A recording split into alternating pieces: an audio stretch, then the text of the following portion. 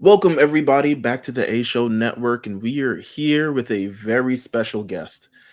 We have had many NXT champion here before. We have had Carmelo Hayes. We have had Ilya Dragunov. We have another legend in the making. I feel like, listen, at this point, being on this show, we're going to add it to your Wikipedia profile because at this point, everyone who comes on this show experiences some level of success. I'm just saying, you're already halfway there. Honestly, um, I, I want to introduce a man who I feel like is humbly. I look at people who have some of the fastest rides in WWE, and I feel like he's taken the most humble route ever by just not immediately going straight to the top and winning the world championship. I've seen it all. We're gonna introduce Oba Femi. Welcome to the A Show, my friend. Thank you, Mills. Thank you, Cyrus. I really should go straight to the top, but my humility will not let me.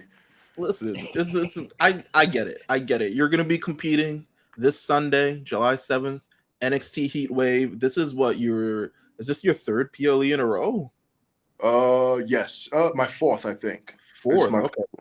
yes. Yeah. Listen, man, you're on a roll. Listen, I want to ask you this. I'm gonna completely just get this out there because this was a topic of conversation a couple months ago. There was a funny exchange Okay. between you, actually, there's a funny exchange on Instagram between a user and what I'm assuming is Mama Femi Mm, mm. Okay. over your I age. might recall this. Yes. Yes, over your age, over who you are. First of all, is Mama Femi your biggest fan? I just have to ask you that. Without a doubt. 100%. She's my biggest fan. She's Yeah. definitely the one. Yes. Listen, there was like, oh, you're this age, and she was like, no, I am, I am mother. He is this age. Don't get me wrong. I know First of my all, son. right? Do you want to confirm what age you are? Are you good? So I am 26, and just for the record, the only person who can conquer Oba Femi is Mama Femi. I'm just putting that out there. So all the Dijaks and Elias and Trick Williams that will potentially try one day, no, if you want to beat Oba Femi, you have to call Oba Femi's mother. Don't do Don't it. send your enemies. Right. Oh my God. Go ahead, man. Let's take it from here. Okay, so speaking of Mama Femi, what was your family's parents' reaction from going from an amazing shot putter and just saying, "I want to become a pro wrestler. I just want to switch careers and join the WWE." Well, the initial reaction was that of uncertainty because change is always hard for people to grasp and accept. Um, but I think along the line they realize, okay, like this is what Oba really wants to do. This is what he really wants, and if this is what he wants, we have to support him. As any good family member should. When you realize, you know, your family member is chasing what they really want to do, you're just going to have to let go of the steering wheel and let them do them. So it was uncomfortable at first, but now I can comfortably say that they are okay with it. Was the moment they became fully okay with it? Like, was it your first match? Take over? No, no, no, not even less than that. Because you would think that it would be at Vengeance Day when I defended my North American Championship against Dragon Lee. No, it wasn't even that day. It was fairly early on. As soon as they realized that, oh wait, he really wants to do this, they were like, we have your back. Okay, I Mm, love that. We love a good supportive parent. Oh my God. All yeah. right.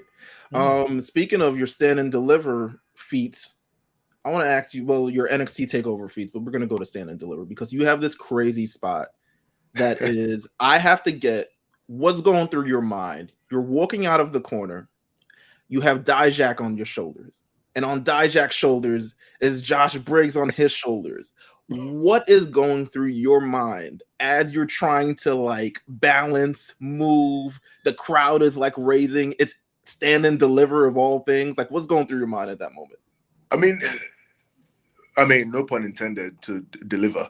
Um, del- like when you're put in a position like that, the only thing you can do or you should do is deliver. But at that point in the game, it was kind of like flow state.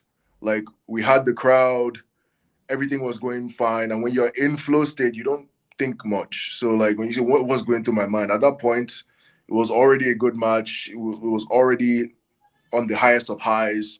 So we were kind of just riding that wave, you know. How did you feel about that match came out? It was pretty one of the highest rated matches, one of the most incredible matches of the weekend. I mean, personally, I think that's a 10-star match. I love it. Let me tell you why. Because going into that one, there wasn't too much build up or history or anything like that. Just intrinsically, like on its own, a standalone good match. Now, can you imagine if we had 7, 8, 9 weeks to, tell a good story? Like, that's why I strongly believe that it's a 10-star match, because it didn't have any backbone or hind legs to stand on. It's just on its own, it's a very, very good match. Come on, man. First ever 10-star match. I love it. Oba Meltzer is here. Let's not start that. But you just mentioned story, and I think that's really interesting. Is there any stories that you want to tell? Just as Oba Femi, as a wrestler, as a champion, anything like that? I mean, you don't want to chase after stories. If you chase it, then it's not organic. It's not natural. Okay. You have to find yourself there, and you're like, oh, this makes sense to do now. So we pull the trigger now. So that's why I'm not very big on like fantasizing about, dream stories and dream this. It has to be in front of you for you to, take it. Come on now. I love it. Listen, just going with the dropping flow. wisdom. Flow state. Amazing. Right? Oh my God. You want to take the next question, Cyrus? Go ahead. Yeah, of course. So speaking of something that just came organically, we had Sexxy Redd come over at NXT. Hey man, iconic moments. I'm sure it was a very fun time over there. But is there any artist that you would like to have in your corner for a title match or anything? In my corner, Burna Boy. Ooh. Burna Boy. Somebody find me Burna Boy and put him in my honestly, if Burna Boy is in my corner, I will never drop the belt. I will never lose. No, I will never lose. The catalog is insane. The catalog of matches is too insane. It's like a perfect melding of worlds. Nah, Burna Boy is it, bro. What's the reaction when a Sexxy Redd is coming to NXT? Is it like excitement? Do you feel like, oh wow, like we're getting these big stars on our show? Is it like backstage? Is there chatter? Like, how is it? I mean, it's buzz. It's buzz. Not only for us, backstage, but for like, the NXT universe and the WWE universe. Like, to have someone like Sexxy Redd come on the show, it draws eyes, it brings eyes. There's no possible disadvantage. And I personally, I think Sexxy knocked it out of the park. She did a great job hosting Battleground and a great job on NXT TV. So yeah.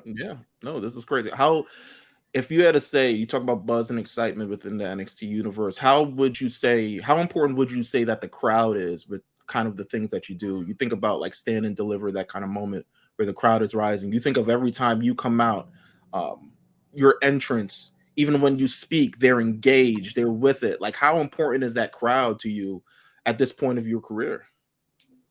I mean, very important. I would say very important. But like, the goal for me is it's not always to have them at 10.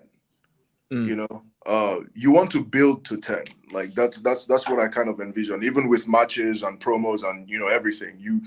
When you come out, it's great that the crowd is behind everything, and we have the crowd on Tuesday.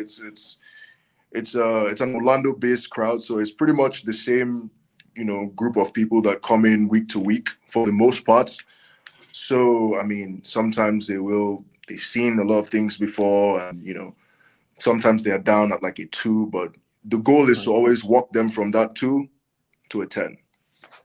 And I feel like they've seen your progress as well, right? Like them being part of this entire journey, they've seen you from level up. They've seen your first matches with like Dante Chen, and now they're seeing you on this kind of big stage doing these things. They have to ultimately be proud of you, and they feel like when you see that part of your journey, I always remember one of the first wrestlers I kind of saw like legitimately go through all his stages was Edge. And I saw Edge, and I remember as a kid, I felt like he was like 20 years older than me, don't get me wrong. But like I seen him mature as I mature, and I feel like the crowd goes through that same kind of process with you on a weekly basis. So it's kind of amazing to watch, even even though the chants get to, I'm like, all right, let him speak. Come on. You don't gotta, not every time. They're but invested. It's great. They're invested. They're absolutely invested. And they're invested because it's real. And that goes back to what I said earlier about the opportunity thing being in front of you. It's there. They're seeing it. It's real. And, imagine if that was something that we tried to like shoehorn into the program. Like, it won't work as well. They won't be as engaged because realistically, I go to a PLE, defend the title, win, come back, and I've done that like rinse and repeat 5 times. And I cut a promo, and at this point they should be checked out because it's been the same rinse and repeat 5 times. But because it's real and it's right in front of us, and they're seeing the maturity and the growth and everything, that's why they can hold on. And it doesn't. I feel like I can do the same thing 20 times, and I still have them engaged. It's amazing. That's amazing. And Love that. And then this Saturday you're going to Toronto, and hopefully the new crowd will be just as engaged seeing you battle Wesley. 100%. And it's a lot of stakes on the line with that. But Cyrus, take it from here. So you're very dominant in the North American division right now, dominant in NXT in general. But if you had to take your dominance to the Impact Zone, to TNA, who is somebody you would like to face to really kick it off and show that you mean business? We have to go at this point. It has to be Moose. I don't see anyone else. Maybe AJ Francis, but Moose is if you want to go into a joint and take down the biggest and baddest guy to establish your dominance, it's Moose. When we're talking about the Impact Zone, Moose. Come on, man. Oba Worldwide, baby. Like, let's make it happen. Across the lines. What match do you feel like has been your biggest lesson thus far? Lesson? Yeah. You had a banger with Ivar a number of weeks ago that might have obliterated you. I don't know if that taught you any kind of. I mean, like, I think getting up from a hard hit at this point is not like a lesson. It's just at this point it's just part of the game. Maybe probably Battleground, the triple threat at Battleground. That was a very interesting crowd to me, at least. Not every crowd just wants to see big moments and high spots. Different crowds want different things. So I would say Battleground was a big learning curve for me. What do you say? What do you think? What you came away from in that kind of match? That match. This is your second triple threat in a row. They're like coming at you from all angles at this point. What do you say was kind of the lesson that you learned or really took from it? If that whole event taught me anything, is that crowds get tired. I don't care how, and that was one of NXT. That was one of our most solid cards, as from like a walk rate perspective standpoint, from like a match performance star rating standpoint. Like that was an all round solid card. There was not a single bad match that day. But after the women's ladder match, they checked out because it was the women's ladder match was especially so good. It was historically groundbreaking because it was the first female North American championship that was won by Kalani Jordan. Congratulations to her. And then after that, they were here. And then it just started losing them. As the show went on, they got tired. And like it didn't matter, how many times I caught Wesley out of a Meteora or, they were done. Easily. I can see it. That's definitely a lesson worth it. And definitely gonna take it to NXT TakeOver. Yeah. All right. So just to cap off before we go to the lightning round questions, a lot of fun ones we got set for you. But how long till you set your sights on the NXT championship? How long till Trick Williams is just this close from getting touched?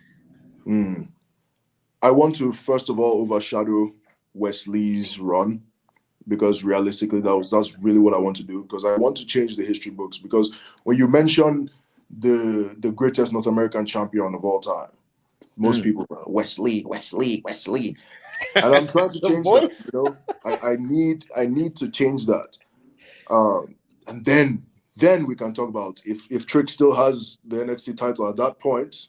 Then we can have a conversation about that. But until then, let's eclipse Wesley. I feel you. Listen, he's very cerebral in his attack. You know what I'm saying? He's picking his spots. I understand. I'm there with you, bro. Let's go through a few before we want to do a few quick questions. These are very fun. So last Friday on SmackDown, the LA Knight had Jalen Brunson. We had Jalen Brunson in his corner. Logan Paul had Tyrese Halliburton. If you had to pick an NBA player to be in your corner, who would it be? I have an idea, but you know. Oh, right now, it's Bronny boy, little Bronny. Oh, you picking Bronny? Okay. Baby Bronny, yeah, why not? Nice, bro. I would have thought, like, you know, I don't know, maybe it's because you're Nigerian. I would have thought Joel Embiid. I would have thought Giannis, maybe. Giannis. I thought it was gonna be Giannis. you know, maybe I'm angry with Giannis. Because he can't find a way to get everybody to pronounce his name correctly. Ooh. I'm angry. I mean, he just let people bury his name constantly. Like, because of that, he's disqualified. He can't be in my corner. You know what? Fair enough. I feel you. What's your favorite things to watch when you're not wrestling? As far as you talking about wrestling matches, or are you talking about like movies? No, like movies, TV shows. Ooh. Well, my favorite TV show of all time is Breaking Bad. Okay. Love it. I'm a huge fan of Walter White. Okay. We like Walter White. No, we don't like Walter White. Oh, no, we like Walter White. That's cool. What do you and if there's any music that you're listening to, because we love to get the music takes of everyone who comes on this show. What's in your playlist right now? Afrobeat, Burna Boy, Omale. I like Omale. Omale is good. Great album. Classic Wizkid, not the new Wizkid, the old Wizkid. I like some hip hop. I mean, Lil Wayne is, to me, the greatest rapper of all time. Who's gonna disagree? Who's gonna disagree? Some people say Kendrick and Drake, but like as far as like, you know, being a lyricist and an entertainer and having hits, I feel like Lil Wayne doesn't. He's like a good mix of every single category. So yeah, I feel. Wayne. Are you afraid of the NXT parking lot? No. Untouchable. I feel you. You can try. I mean, you can't. This is gonna age like milk eventually. No, I doubt that. It's not going to age like milk. And if for any reason I get taken out, it's not in the stupid parking lots. I promise you. It's not. Okay. How did it feel being part of NXT security team? Back in it, listen, you're really from humble beginnings. We love to see it. We've seen it all. Wait, hold on. Was that one? I don't know. It's on your Instagram, buddy. Oh. Tried to play it off. You tried to play it off. Listen. You know. Listen, that might have been all right. Maybe you're just that was your twin brother? Twin? Maybe. Maybe it was I feel you. Gunther, another Nigerian guy. But oh my god. Okay. Last question. Go ahead. Oh, go ahead. No, I was gonna say who's somebody on the main roster you would love to face? Ooh. Gunther. Gunther in my mind, buddy. And let me say Ilya too, because I really wanted to wrestle Ilya before he left NXT, because I knew the writing was on the wall, and I was like, I might not get to wrestle this guy. But Walter, Ilya, I like people who do simple things well, and I feel like those two are the embodiment of that exactly. So yeah, I also believe that I fit into that category as well. of like just doing simple things well. And yeah, I would have loved to see what I could have done with those guys. Okay. Ilya, friend of the show. Come on down. Listen. Come back down. We got to make it Cyrus, happen. Cyrus, you got any No. questions? Ilya is not coming down. I'm No. going up. You go now. All right. I'm going up. Much better. What final one? You ever thought about going on speed? I feel like you'd be really good at speed. I'm gonna give it a bug with you. Well, only time will tell. Okay. When I look at myself, I'm not, a speed guy. But you wouldn't think Ivar or Bronson Reed are either. So Right. who knows? Who knows? Amen. Defying expectations, man.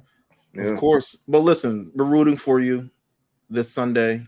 NXT Heat Wave. You going to the 6. It's going to be amazing. Everyone can tune in Sunday, July 7th, 8 p.m. Eastern, 5 p.m. Pacific, wherever the time may tune into this, because he is going to have, once again, he's going to steal the show again. I mean, at this point, 3 for 3, 4 for 4. Like, at this point, Amen. It's not stopping. no one's can stop him. Thank you guys for tuning in. And of course, we'll be back with more of the A Show. Thank you so much. Thank you for having me.